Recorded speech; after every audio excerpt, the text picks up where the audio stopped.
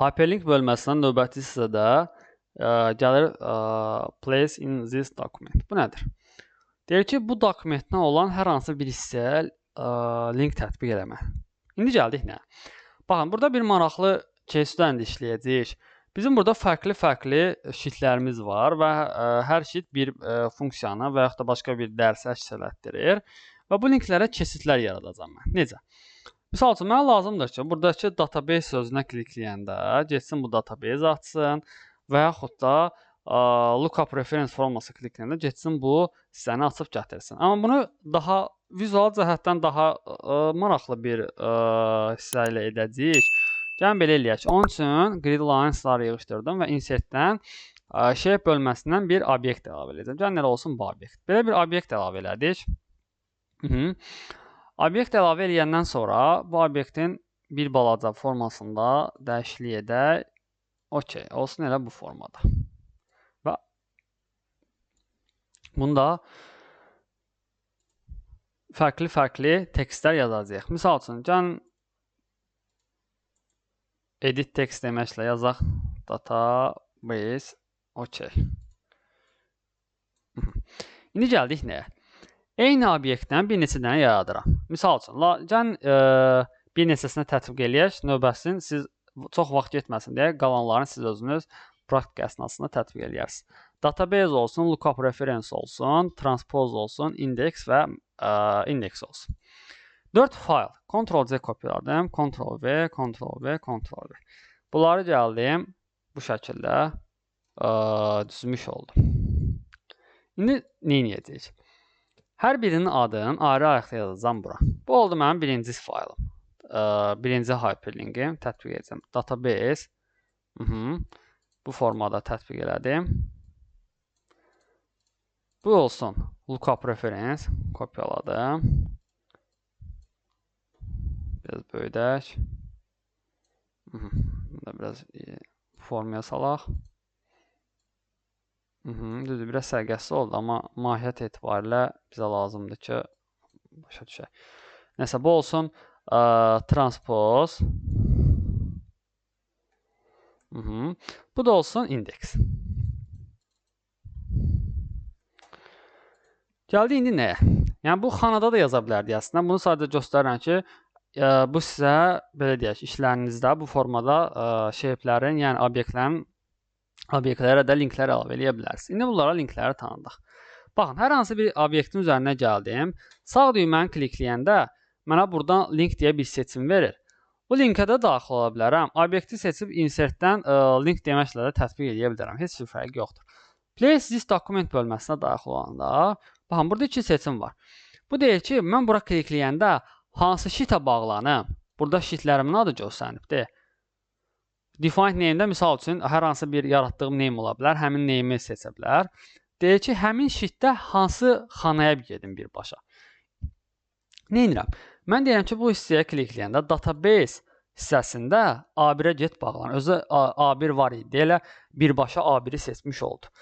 Gəldim, baxın, bu hissəyə klikləyən kimi database hissəsində gedib A1-ə getmiş olacaq. Baxın, klikləyən kimi A1.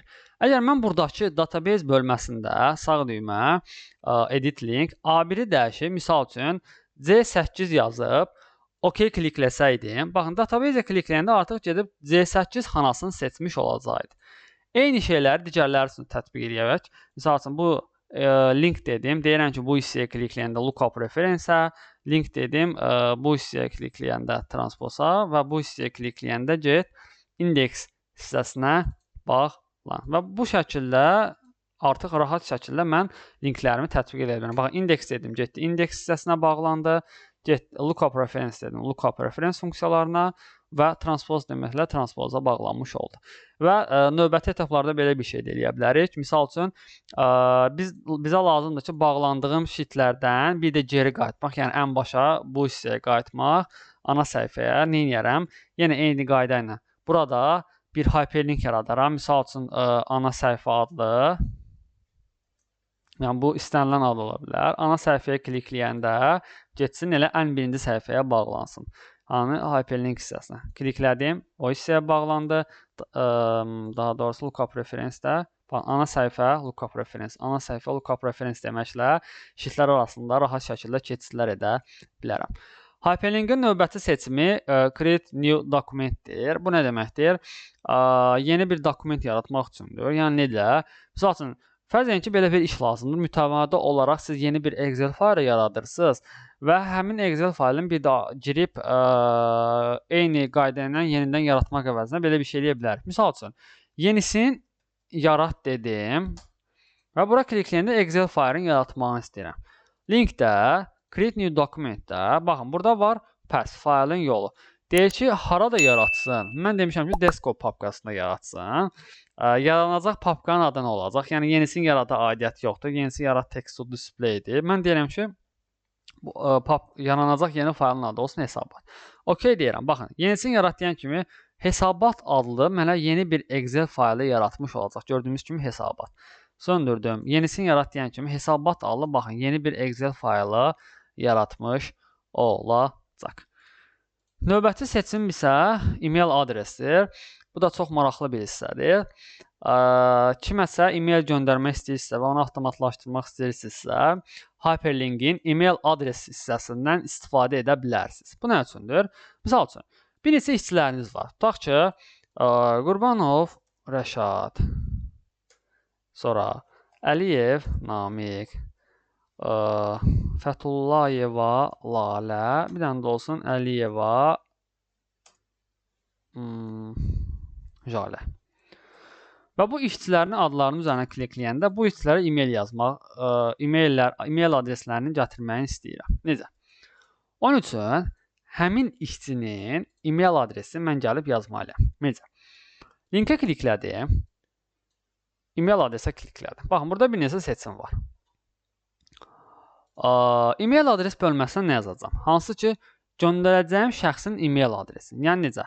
Mən Qurbanov Rəşad adlı işçimin email adresini gəlib link bölməsindən bura əlavə eləməliyəm ki, həmin adın üzərində klikləyəndə, daha doğrusu bura, kimə email yazacağımı bilsin.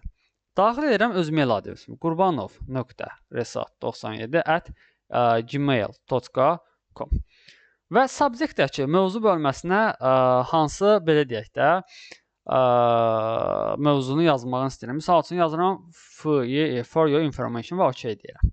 Baxın, gəldi belə bir link yaratdı. Bunu da yeri gəlmişkən deyəm, baxın, bu isə Outlook-a bağlıdır. Yəni, sizin Outlook-unuzda hansı email açıqdırsa, burada göstərilən şəxsə həmin email vasitəsilə göndəriləcək. İndi məndə iş mail açıqdır. Baxın, klikləyən kimi avtomatik gedib mənə bir Outlook-u açdı və mənə burada da hansı emaildən gedəcəyini göstərdi və belə deyək də, hansı ki yazmışdım, belə deyək də, hansı email ilə göndəriləcək, həmin emaili mənə burada göstərmiş olacaq.